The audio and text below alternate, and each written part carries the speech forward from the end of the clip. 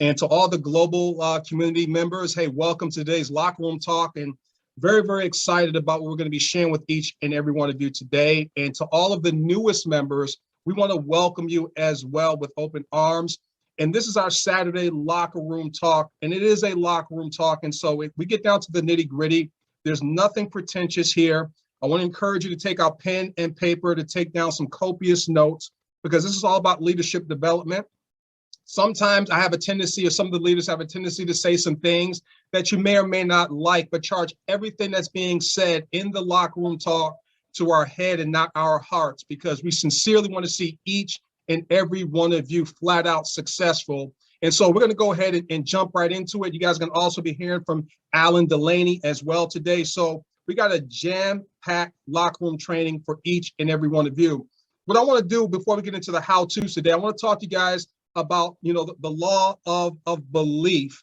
And the reason why I want to go over this is because, we have a deadline that we're looking to meet come September 1st. And that's not just the end, that's the beginning. But we want to make sure that we're adding a bunch of logs to the fire, if you will, moving forward come September 1st.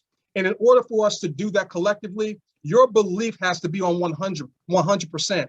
Because 1% doubt and you are out. And so my goal before we turn it over to Alan and Alani is to make sure your belief level is 100%. You're inoculated, if you will, against the negative naysayers out there in the world. So there's many of us out here, when you look at the spectrum of questioning whether this is legal, and then there's people at the other end of the spectrum like myself that flat out understands that this is a genius project of epic proportion that is going to revolutionize the way in which people generate funding, if you will, and everything in between. And so can many of you remember a time and place whereby we were told to never pick up hitchhikers, and it was just unheard of to do so? We were told, we were spanked, we were told never to do that. And then here comes a company that disrupts the industry, and it's called Uber. And guess what we do? They created a gig economy picking up hitchhikers. So the belief has shifted from never picking up hitchhikers or strangers to it becoming a gig economy. That is what we're talking about in terms of an industry disruptor. And you guys hear David Rosen and myself and other leaders, we talk about we are disrupting the fundraising industry. And I want to share something with each and every one of you I'm going to read an email. I'm not going to mention any names or anything like that, but I want to do this because I know that some of you out there may be on that spectrum of, well, is it legal? I'm not sure if I want to talk to people, and you're not bulletproof. My intentions today is to make sure that you're bulletproof so that when we get off this training today, you're going to talk to anyone that you know and love and pack out the 2:00 p.m. overview call that we're going to have this afternoon. So let me read this to you because some of you will be able to relate, because I want you guys to understand that corporate receives emails and gets different things as well. And I'm going to inoculate you guys with the kind of perspective that you need in order to be successful. But before I do that, let me go ahead and share my screen real quickly, and then I'm going to read this to you, and we're going to break this thing down for each and every one of you. Oops, let me go back. Okay, so this was someone that sent out the video, a presentation, whatever the case may be, and this is the response. Like I said, it's no names here. This is just a training moment for each and every one of you. So the response was in an email: I've watched the video you sent me and checked out the website. I realized I could just say I'm not interested, but I have to be honest about this. Regardless of the positive images, philanthropic sentiments, and the founder's intentions, the underlying core of this business as a pyramid scheme cannot be ignored. First, crowdfunding is meant to supply funds to a particular project and or person, often philanthropic and innovative, with no expectation of compensation.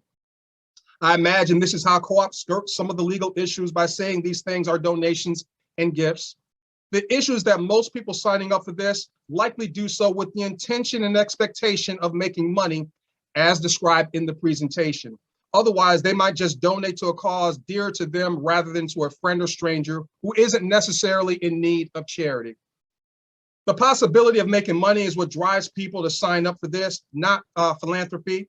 If that wasn't the case, we would all donate to crowdfunding initiatives in which we expect no return, except for that person or organization to do good.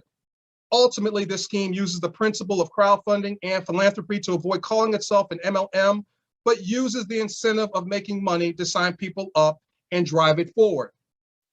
Where this is MLM becomes a pyramid scheme is when, number one, there's no good or service being provided or exchanged. Number two, it's funded by signing up new members. And it goes on and on and on. And it said, listen, I'm grateful that you thought enough of the business venture that you're excited about, but this is textbook pyramid scheme. This business is designed absolutely illegal in Canada as the promotion of one. And in my honest opinion, I really don't think sharing this content is a good idea. Be careful. So that was something that, one of our members had received. And some of you may have, heard different things out there in the background. And here's what I want you guys to understand, because I'm going to go ahead and knock this thing out of the park so that you guys can get past all of this negativity and jargon, because just like when Uber came along, prior to Uber coming along, it was thought of don't pick up hitchhikers. Uber comes along and it's okay. And Mark Twain said it best, never allow schooling to interfere with your education. This person is sincere, but they're sincerely wrong. And I'm getting ready to share with you guys why that's the case.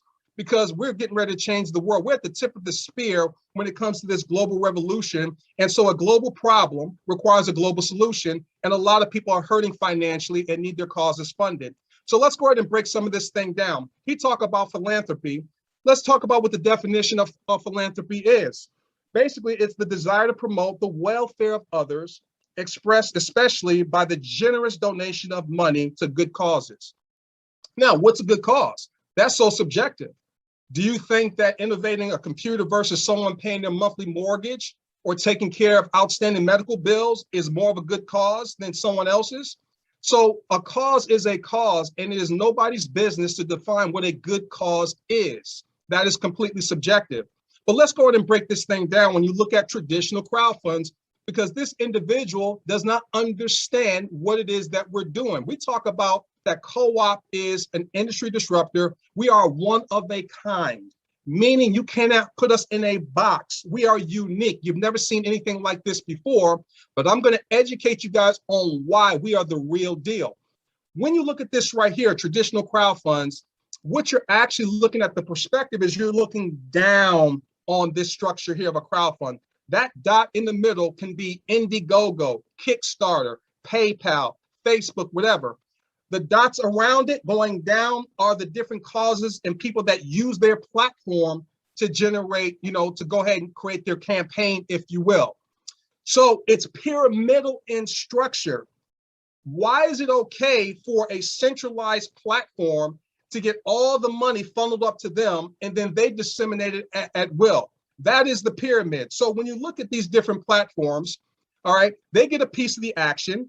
And then they also get processing fees, transfer fees, and all these other things. But it goes up to Indiegogo in their hierarchy, their bureaucratic nature, and then they get a piece of the action, which this person feels like that's okay to do. But it's not okay when we flatten that pyramidal structure and redistribute the kind of funding that we're able to create with Coopcrowd. So please take a picture of that so you understand what I'm talking about here. The other thing that he talked about is people giving donations for the sake of, or being incentivized to give donations only to receive something, and that's not goodwill. That's not true, because there are 5 different types of crowdfunding, okay? There's donation-based, which we know about. There is debt-based crowdfunding, all right, where you go ahead and you give, you create a campaign to get funded with the expectation of paying it back.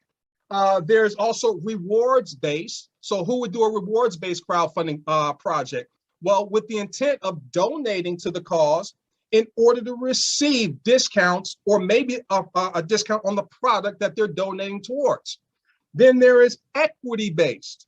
Equity-based is when you donate into an equity-based crowd fund, and then with the expectation of getting a return of a piece or equity position in the company, right? And then you have real estate-based, where it's a pool of people that are able to come together and they go ahead and put it into a real estate deal to buy an apartment complex or whatever the case may be, typically a minimum of like $5,000, all right? In the expectation of getting a return on a quarterly basis. So this notion of what we're doing is incentivizing people to donate because they want to get something in return as we're doing something wrong is absolutely nonsense, ladies and gentlemen, because there are other crowdfunding platforms out there that is exactly what they do. They create the campaign to incentivize people to donate. And what we're doing is a philanthropy, if you will. We're changing the world. We're looking to eradicate poverty. We're looking for people to hit their number to cover their monthly expenses. So I'm sharing this with each and every one of you because you're going to be dealing with this kind of, let's say, mindset, which is the old guard. They're not ready to be innovative. They don't understand that we're moving into a brand new reality, and the Internet of Things is making this all possible. Now let's look at Coopcrowd, our crowdfunding. Look at the difference here. It's distributed. We are literally, it's not a hierarchy. We get paid 100%. So in order to get paid 100%, that means it's not going up to a hierarchy just to a CEO. And then you have administrators and regional managers and all that kind of stuff that you have to pay and employees. It is flattening, all right, the pyramidal structure of all the other traditional crowdfunding platforms and goes into the pockets and the bank accounts or your decentralized wallet. Because that's the other thing I want you guys to understand about the traditional crowd funds is that when you're ready, when it's time to withdraw your money, it can take anywhere from 2 to 5 business days, and it depends on the processing of your bank. Guess what our bank is? Our own private decentralized digital wallet. People, I'm over the moon excited about the genius of what David Rosen has put in place to effectuate the kind of change that's going to allow us to eradicate poverty and to help each and every one of us get our full measure of success. So this is what we're doing. So don't allow anyone to steal your dreams, okay? As leaders, we have to educate people about what's going on. So when you think about it, one donation in crowd effectuates and helps 10 people's causes. That's the distribution process of what it is that we're doing. It is fair, it is benevolent, and it is ideally, it's almost perfect.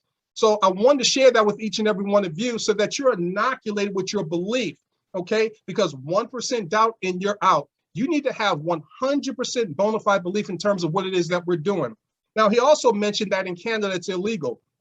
But did he realize that the founder of Coopcrowd lives in Canada? So I want you guys to understand, don't entertain nonsense. They may be sincere. They may be even intellectually intelligent. You may look up to them, but they just don't know what they don't know. And in the words of Mark Twain, once again, do not allow schooling to interfere with your education, people. This makes sense, okay? So the key is here. What's your number? That's what you guys need to understand. Focus on what's your number. And we're talking about your monthly overhead. And what I love about what we're doing here, and David T. Rose is going to put this in the back office at some point in time, it's going to be a Co-op Life declaration, because this is about us getting the job done. We're looking to have 100 million members worldwide over the next 12 months. And that's not hyperbole. That's not hype or anything like that. If you don't believe it, then you might as well bow out now. We're looking for people that share the vision of what we need to do here, because we know what's going on around the world. We can smell it. We can taste it. We can feel it, that we're going into a new normal. We're not going back to the way things used to be. And because of Zoom and the Internet of Things, we can do peer-to-peer transaction and create our own ecosystem, if you will. So when you look at this Co-op Life Declaration, what you essentially want to do is you want to identify people, like-minded people that want to be debt-free, stress-free, and financially free, that made a decision to join Coopcrowd. You want to lock arms with them. And this declaration is like, you want to identify like a workout partner, because it's like being a business athlete. You know, it's about winning the game. It's about winning the championship.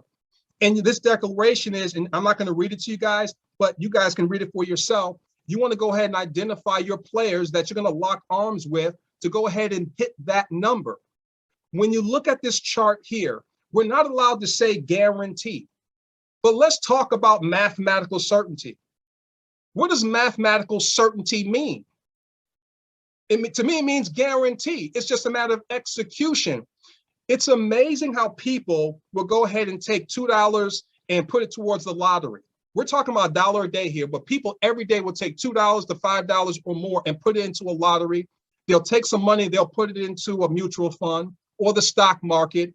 with no mathematical certainty shown to them whatsoever. It's almost as if people can't handle the truth. The numbers are here in plain sight, and each and every one of us can identify what that number is to overcome our monthly overhead and expenses. So when I tell you guys I'm over the moon excited and I'm committed to this cause to no end, I mean that sincerely. So all hands on deck. And to those people that's on the sideline waiting for September 1st, but they're not talking to people and they're just hoping pennies from heaven are going to fall out of the sky, that's being disingenuous. What are you doing to move this Titanic forward? Pick up a hammer, pick up a paintbrush, help us build the studs, help us do what we're looking to do, and that's to eradicate poverty and change the way in which people make money around the world for their causes.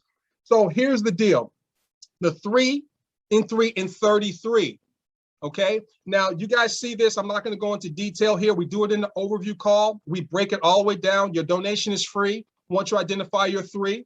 And then your 3 get their 3. It unlocks the bonuses. That can be done in a week's time.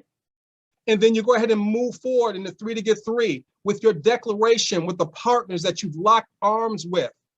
Because just like Roger Bannister did, he broke the 4-minute mile barrier, and then thousands of people, including high school kids, started breaking the 4-minute mile barrier. Guess what's going to happen when we, the 10 to 15,000 of us, start effectuating getting these donations? It's going to increase the belief, and then tens of millions of people are going to follow us and do the exact same thing because we did it first. So at this moment in time, for some people, if they don't want to be at the 250 initially and want to start the 25, you're leveraging your donations. And then within 18 days, you can upgrade to the 250 at that moment in time if you don't want to come into both cooperatives in the very beginning. All the way down, and you guys see here, the 10X's your donations here, okay? And I know I may be talking fast because I'm so excited, you guys. I've been in marketing for many years. We are attracting some high caliber leaders to the table. You're going to be hearing from a couple of them here momentarily that see this thing as clear as water. So when I say we have all green lights, we do. David Rosen has flattened the road for us. There are no hills. There's no road construction or anything like that. Let's put the pedal to the metal. So you take this all the way down, and for 33 days, you can see here in days 19 through 21, $4,183 in residual donations toward your cause. We're talking about 90% of the global population's monthly expenses being covered. If we just did that, people, we've effectuated the kind of change that we're looking to do. And then all the way down throughout the entire process in 33 days, you're talking about close to $1 million in residual donations. And in 30 days, actually, it's $1,042,000. And it's real numbers to a mathematical certainty. And we'll talk about that at a later time. So just for your purposes here, the bottom line is identify your 3 cat quick. Get them today. But within 3 days, you should be able to identify 3 people who want to be debt-free, stress-free, and financially free here. So guys, take a screenshot of this. So if you have zero personal donors, he's still set up where you receive up to 2 levels of donations. Where do they do that in any other project where they're willing to reward you for doing nothing? So think about how powerful that is. This was designed to truly be benevolent and help people around the world. So I'm flat out excited about this. So we are the global solution to a global problem. I want to inoculate all of our global family members to get out here and talk to people and beat your chest. Ask them to get on a conference call. Ask them to say yes or no to the information and not what they think that it is. So we're the tip of the spear for global change, you guys. We're building a model ecosystem for others to do in their own space. We are that revolution. We are that company. And I hope you guys see what I'm saying here, and you guys take massive action, because I know that I am. So I'm going to go ahead and stop my screen share here real quickly. I wanted to share that with each and every one of you.